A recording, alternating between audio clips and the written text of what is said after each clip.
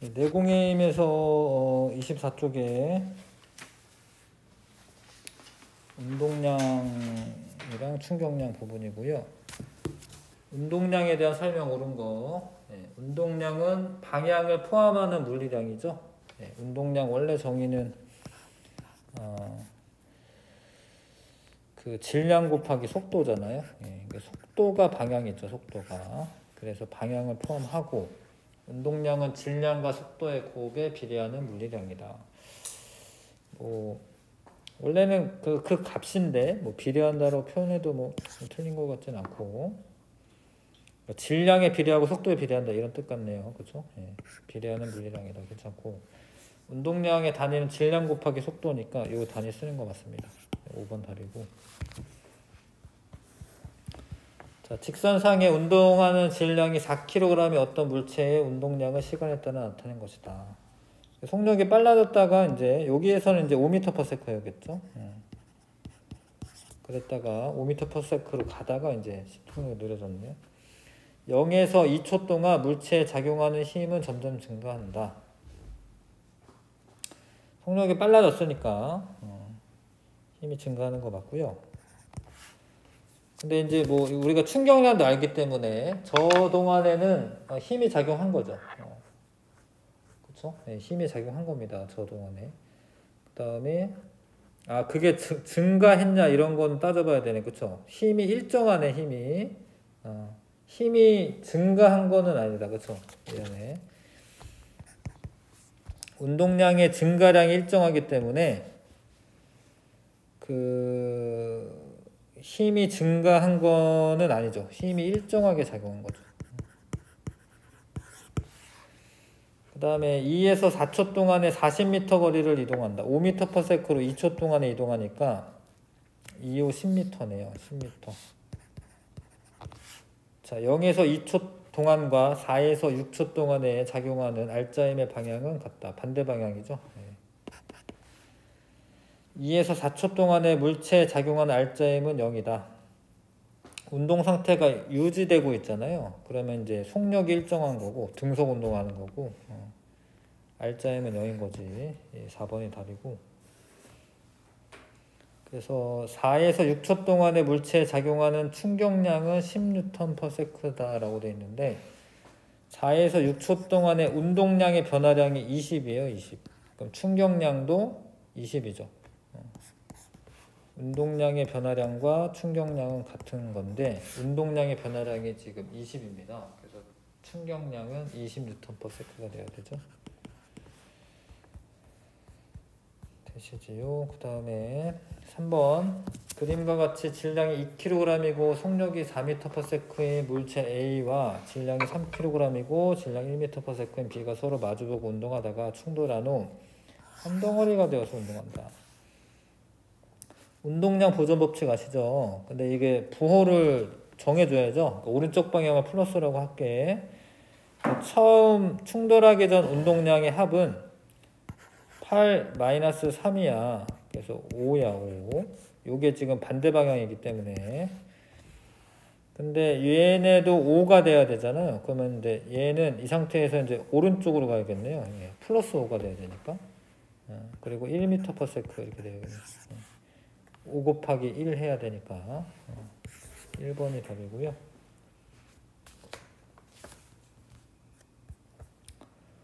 그 다음에 이건 힘시간 그래프고 밑면의 넓이는 충격량이고요. 16N가 충격량이고 근데 원래 정지하고 있었네요. 운동량의 변화량과 같은데 처음 운동량이 0이기 때문에 나중 운동량과 같네. 나중 운동량 5 곱하기 V랑 같네. 자, 그런데 2초일 때 물어봤구나. 2초일 때는 기억에 2초일 때 충격량은 8이고요. 8. 5 곱하기 V가 8 나와야 돼. 1.6인 거 맞네요. V가 1.6m/s가 되어 있을 거고 그 다음에 4초일 때 운동량의 크기는 이만큼 늘어났잖아요. 그쵸? 16만큼. 0에서부터 16만큼 늘어났어. 운동량의 크기가 16kg/s 맞죠? 그 다음에 0에서 4초 동안에 받은 물체가 받은 충격량의 크기는 16Ns죠? 여기 틀렸고요. 4번 답입니다. 자, 그 다음에 질량이 M인 야구공이 속력 V로 방망이와 충돌한 후 반대 방향으로 EV로 운동한 것이다. 오른쪽을 플러스를 하고 왼쪽을 마이너스를 할게요. 이 질량은 M이고, 야구공이 받은 충격량의 크기는 운동량의 변화량 구하면 되잖아요. 충격량의 크기는 나중에 마이너스 2mv고 처음이 mv인데 그걸 빼주셔야 돼. 마이너스 3mv인데 크기만 물어보면은 그냥 3mv라고 쓰면 됩니다. 자, 이게 맞고, 그 방향이 마이너스 3으로 나오는 거는 방향이 바뀌어서 그러긴 한데 힘이 실제로 이쪽 방향 작용한 거잖아요. 그쵸? 그러니까 요게 이제 충격량인데 요거 충격량도 마이너스 3mv라고 쓰는 게 맞죠. 그다음 충격량의 방향은 왼쪽이다. 왼쪽이죠, 왼쪽. 힘이 이렇게 작용하잖아. 야구공이 받은 충격량의 방향은 왼쪽이다. 왼쪽이죠. 그다음에 방망이에 충돌한 후 야구공의 운동량의 크기는 감소하였다. 크기는 증가했잖아요. V가 증가했고요. MV에서 2MV로 크기는 증가했습니다.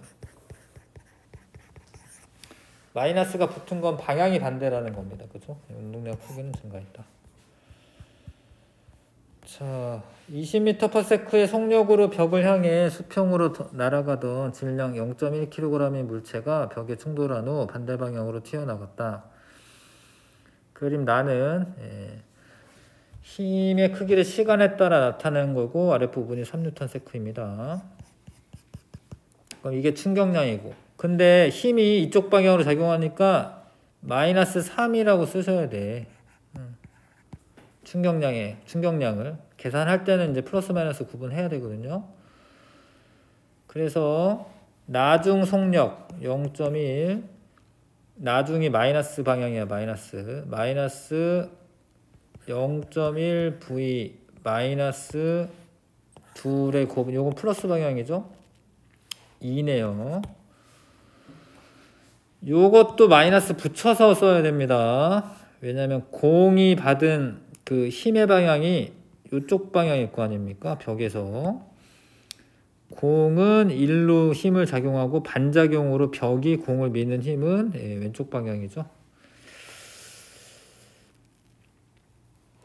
그래서 요게 1 되면 되네. 1. V는 10이네요. V가 10.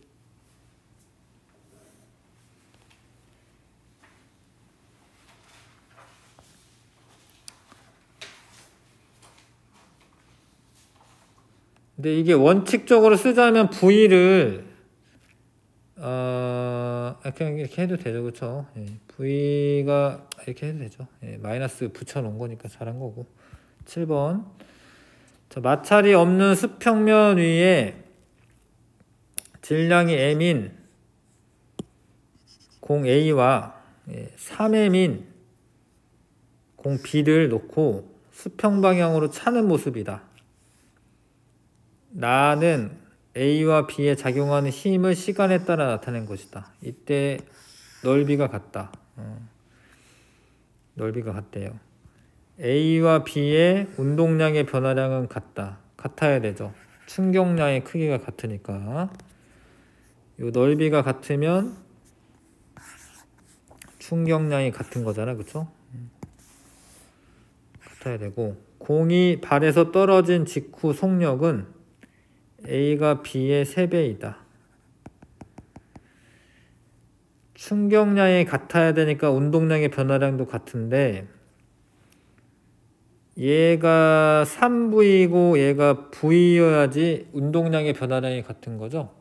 요거 2개 곱한 값이랑 요거 2개 곱한 값이랑, 이거 원래 정지하고 있었잖아. 둘 다. 운동량의 변화량이 같으려면 A가 B의 3배가 돼야 되는 게 맞죠? 발이 받은 평균 힘의 크기는 A가 B의 3배다. 근데 얘가 시간이 2배면 평균적인 힘은 2배인 거죠, A가. 그러니까 평균 힘은 A 곱하기 T고, 요거는 B는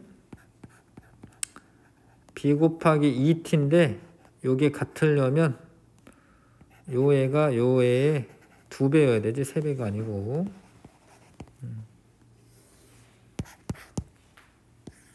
3번이요. 8번. 마룻바닥에서는 그 얘가 동일한 높이에서 떨어지면은 맨 끝에서 그 속력이 똑같거든요. 속력이 똑같은데 둘 다 정지하니까 운동량의 변화량이 같은 거거든요. 근데 얘는 그럼 충격량도 같은 건데 방석은 시간이 길어져서 충격력, 힘을 적게 받는다 그런 거죠. 달걀의 운동량의 변화량은 같습니다. 가와 나에서. 달걀이 받은 평균 힘은 가에서가 나에서보다 크다 맞죠? 가가 더 큰 거 맞고요. 충돌하는 시간은 가에서가 길다 아니고 나에서가 길죠. 가에서가 짧은 거죠. 3번이고요. 야구 선수가 손을 뒤로 빼면서 받는 것은 시간을 길게 해서 충격력을 줄이는 건데 그게 이제 1번이죠.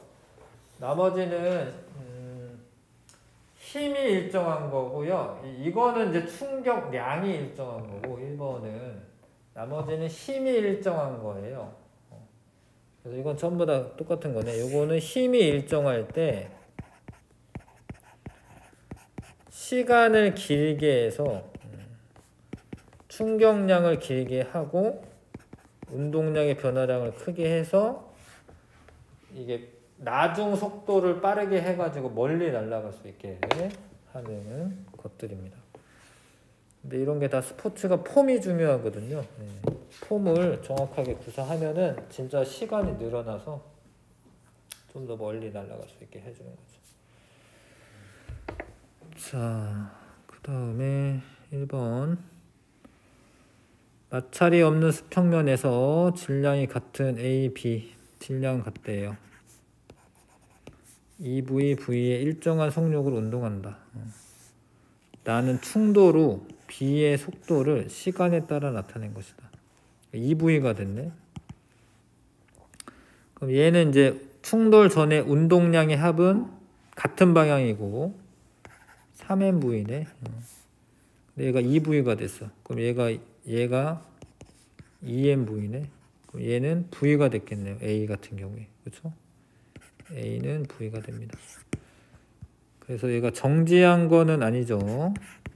A는 V가 돼야 되고 A가 받은 충격량이 B가 받은 충격량보다 크다. 충격량, 서로 주고받는 충격량은 항상 같을 수밖에 없습니다. 충격력이 작용 반작용으로 똑같고 시간도 똑같기 때문에 충격량의 크기는 항상 같은 거고요.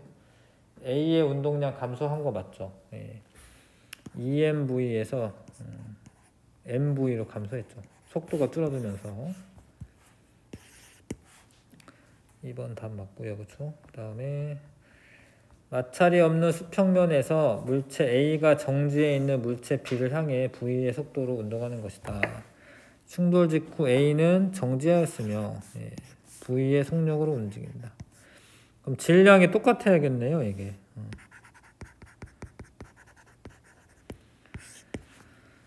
얘가 뭐 MA라고 하고 얘 MB라고 했을 때 이거 운동량 보존 법칙으로 설명하시면 되고 충돌 전 운동량은 MAV고요. 충돌 후 운동량은 얘는 정지하니까 MBV인데 그러면 MA와 MV가 같아야지 당연히 되는 거고 충격량의 크기도 같죠. 설명했는데 작용 반작용으로 힘의 크기는 같고 시간도 같기 때문에 충격량의 크기 같은 거고 이거는 이제 이게 대롱이 길수록 사실 이것도 이제 마찰력을 좀 무시하는 거긴 해요. 예, 대롱 안에서의 마찰력을 무시할 거고 얘가 이렇게 길게 숨을 쉬어야지. 예. 그래서 얘가 힘이 일정하게 작용하고 시간이 늘어나겠죠. 이 대롱을 통과하는 동안 힘을 받는데 예, 그러면은 힘이 일정했을 때 시간이 늘어나면은 충격량의 크기가 증가하기 때문에 운동량의 변화량이 커져서 나중 속도가 빨라 멀리까지 날아간다. 이렇게 하면 되죠. 자, 잠깐만 쉬었다가 하겠습니다. 역학적 에너지 보존은.